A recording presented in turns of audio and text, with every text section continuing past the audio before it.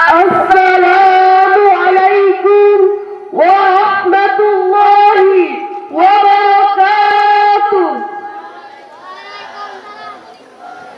Alhamdulillahi rabbil alamin. Assalatu wassalamu ala asrafil anbiya'i wal mursalin Sayyidina Muhammadin wa ala alihi wa ashabihi ajmain. Amma ba'du. Pertama-tama, marilah kita panjatkan puji syukur kita kehadirat Allah Subhanahu wa ta'ala, Tuhan yang maha pengasih lagi maha penyayang, yang tak pilih kasih dan tak pandang sayang, yang nikmatnya tak terhitung dan tak terbilang. Dengan nikmat tersebut, kita dapat berkumpul di tempat ini, bertatap muka, beradu pandang. Salawat serta salam kita curahkan kepada Nabi Gurun Pasir yang pada Senin subuh ia lahir, patung-patung jatuh tersungkir, yaitu Nabi Allah yang terakhir. Siapa lagi kalau bukan Nabi Muhammad sallallahu alaihi wasallam. Dewan Hakim yang arif dan bijaksana, hadirin sebangsa dan setanah air yang kami banggakan. Kiai Haji Abdurrahman Wahid yang akrab dipanggil Gus Dur mengatakan, semakin tinggi ilmu seseorang, maka semakin besar rasa toleransinya. Lebih lanjut beliau mengatakan, bukankah dengan demikian menjadi jelas bagi kita bahwa menerima perbedaan pendapat dan asal muasal bukanlah tanda kelemahan, melainkan menunjukkan kekuatan. Seperti yang kita ketahui para hadirin, Indonesia memiliki latar belakang budaya yang beraneka ragam. Indonesia memiliki suku, agama, ras dan budaya yang berbeda-beda antar satu provinsi dengan provinsi lainnya. Kekayaan Indonesia juga ditunjukkan dengan pulau yang luas terbentang dengan gemari banyak kekayaan alam yang terkandung di dalamnya. Keberagaman tersebut harus dirawat sejak dini oleh siapapun yang mengaku bahwa dirinya adalah seorang warga negara Indonesia. Layaknya sebuah tanaman dengan taman ragam warna-warni, itulah Indonesia dengan ragam suku dan budaya. Layaknya sebuah tanaman yang memerlukan perawatan, Indonesia juga memerlukan perawatan agar masyarakatnya nyaman, tentram dan betah tinggal di negara ini. Jika kita melihat dan memahami peristiwa yang akhir-akhir ini terjadi di tanah air berkaitan dengan isu keberagaman yang menguji rasa cinta kita terhadap bangsa dan tanah air, adanya penistaan agama, adanya intoleransi, munculnya paham radikal yang mengancam persatuan dan kesatuan bangsa Indonesia, dan berita-berita hoax yang memicu saling sindir antar golongan, saling nyindir antar aliran, dan banyak peristiwa lainnya yang merupakan salah satu bentuk wawasan dan implementasi kebinekaan. Mengapa wawasan kita tentang kebinekaan lemah? Mungkin dalam dunia pendidikan kita kurang mempelajari implementasi nilai-nilai keberagaman.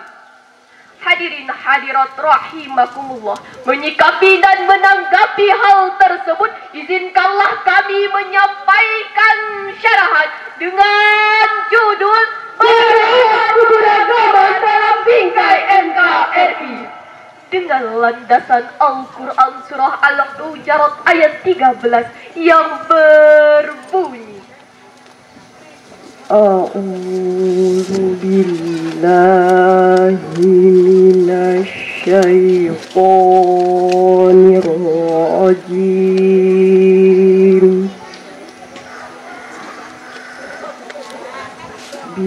Bismillahirrahmanirrahim. يا أيها الناس إنا خلقناكم من ذكر وأنثى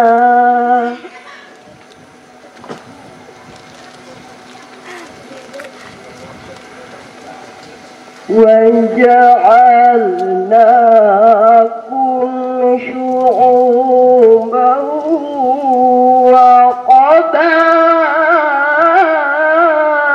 وقبائل لتعارفوا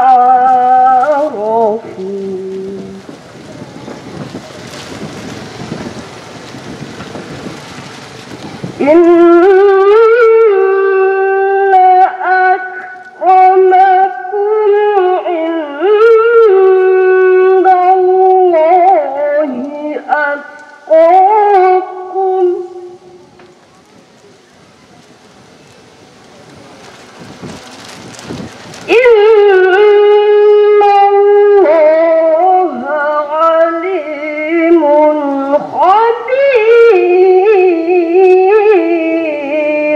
hamba berlindung kepadamu ya Allah dari godaan syaitan yang terkutuk dengan menyebut namamu ya Allah yang maha pengasih lagi maha penyayang. Wahai manusia, sesungguhnya kami telah menciptakan kamu dari seorang laki-laki dan seorang perempuan dan menjadikan kamu berbangsa-bangsa dan bersuku-suku agar kamu saling kenal mengenal. Sesungguhnya orang yang paling mulia di antara kamu di sisi Allah ialah orang-orang yang bertakwa di antara kamu. Sesungguhnya Allah maha mengetahui lagi maha mengenal. Hadirin pencinta Quran yang kami banggakan, jika kita kaji lebih dalam asbabun nuzul ayat ini, menurut Imam Ibnu Asyakir dalam kitab Mubarak yang bersumber dari Abu Bakar bin Abi Daud, beliau mengatakan yang artinya bahwa angan ini berkenaan dengan keinginan Rasulullah Sallallahu Alaihi Wasallam untuk menikahkan Abi ini dengan seorang perempuan dari kalangan Bayadah. Ibnu Bayadah dengan sinis berkata kepada Rasulullah, "Ya Rasulullah, pantaskah kami menikahkan putri-putri kami dengan budak-budak kami?"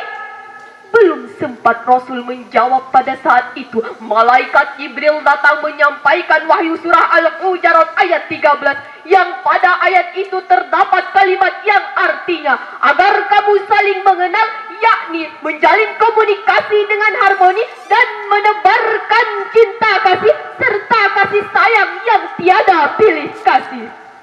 Dengan demikian, untuk membina persatuan dan kesatuan di negara tercinta ini, langkah awalnya adalah kita harus saling mengenal, kita harus saling menghargai, bertoleransi di antara kita, bukan saling menutup diri, bukan saling melecehkan, membangga-banggakan kelompok suku dan daerah masing-masing. Sebab sifat-sifat seperti itulah yang akan menimbulkan pertikaian di antara kita. Hadirin hadirat yang kami muliakan, salah satu cara untuk merawat keberagaman bingkai NKRI adalah kita harus saling menghargai, sebagaimana Allah Subhanahu wa Ta'ala mengisyaratkan kepada kita agar menjaga tali persatuan dan kesatuan dan melarang bercerai-berai, sebagaimana Allah berfirman dalam Quran surah Al-Imran ayat 103 yang berbunyi, واعتصموا بحبل الله جميعا ولا تفرقوا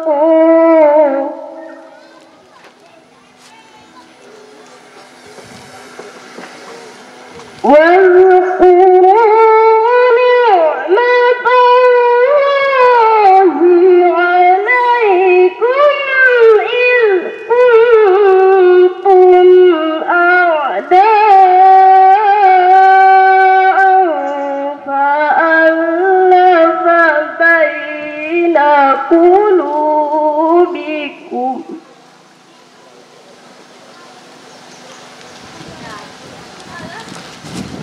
فأصبحتم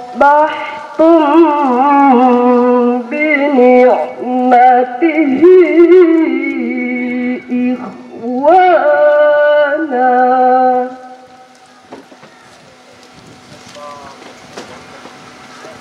وكنتم على شفا حفرة من النار فأنقذكم منها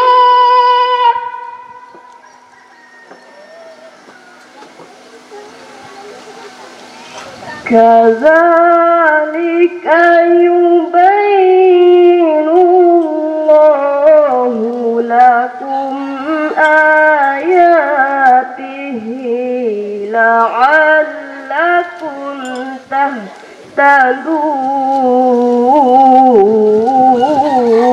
تهتدون صدق الله العظيم.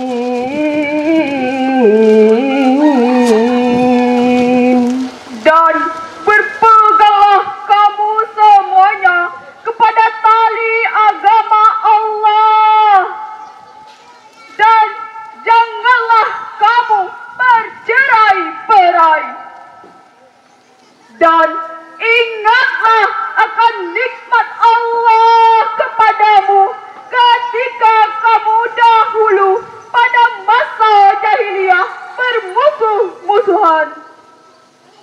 Maka Allah mempersatukan hatimu, lalu menjadilah kamu karena nikmat Allah orang-orang yang bersaudara, dan kamu telah berada di tepi jurang neraka, lalu Allah menyelamatkan kamu daripadanya.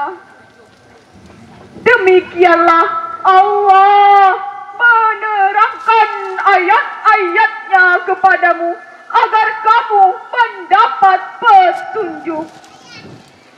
Maha benar Allah yang maha agung. Hadirin hadirat yang kami banggakan, ayat tersebut memberi motivasi kepada kita agar perbedaan ideologi, organisasi, agama, adat istiadat dan suku bangsa harus menjadi jembatan emas guna memperkokoh persatuan dan kesatuan bangsa. Oleh karena itu, mulai detik ini, mari kita samakan langkah, ragamkan gerak, satukan persepsi, pada sama dipikul, ringan sama dijinjing. Perbedaan jangan melahirkan perpecahan, tapi hendaknya perbedaan harus menjadikan kita saling menghargai dan melengkapi. Persatuan adalah tiang penyangga daya suatu negara untuk kemajuan dan kemunduran.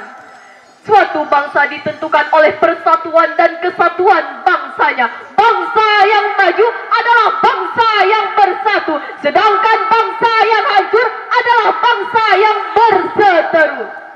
Indonesia adalah negara terdiri atas suku dan agama. Tentunya banyak perbedaan di dalamnya. Namun dalam keberagaman kita bersatu dalam semboyan Bhinneka Tunggal Ika. Berbeda-beda tetapi satu jua.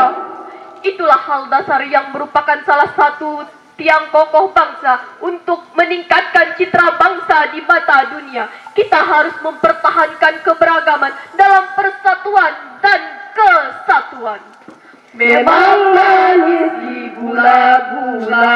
Begitu juga negeri kita, banyak suku dan budaya.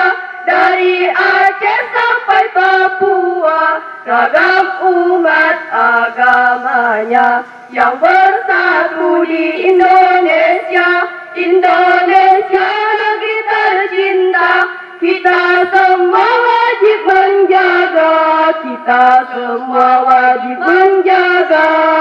Hadirin, dari uraian yang kami sampaikan dapat ditarik kesimpulan bahwa persatuan dan kesatuan adalah modal untuk merawat keberagaman dalam bingkai NKRI. Untuk mewujudkan persatuan, langkah awalnya adalah kita harus saling menghargai terhadap perbedaan.